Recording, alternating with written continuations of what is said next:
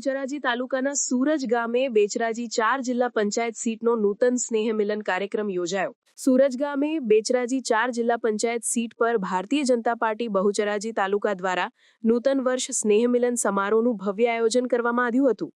આ સ્નેહ મિલન રાજ્યસભાના પૂર્વ સાંસદ જુગલસિંહ ઠાકોરના અધ્યક્ષસ્થાને યોજાયું હતું।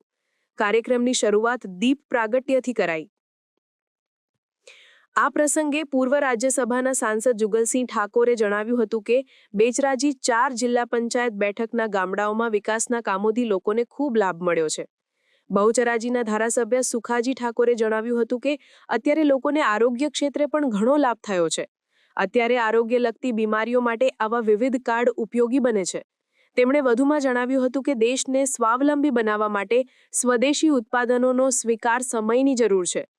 તેમણે સ્થાનિક ઉત્પાદન, ગ્રામ વિકાસ અને સ્વરોજગારના પ્રોત્સાહન દ્વારા ગુજરાત તેમજ સમગ્ર રાષ્ટ્રને આત્મનિર્ભર બનાવવા યોગદાન આપવા આહ્વાન કર્યું।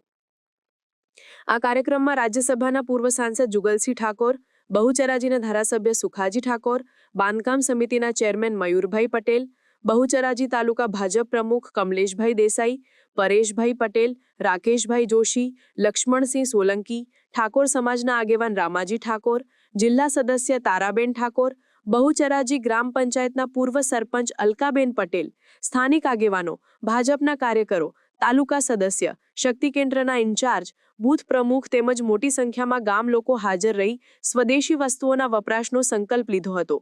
કાર્યક્રમ બાદ સૌએ ભોજન લીધું હતું।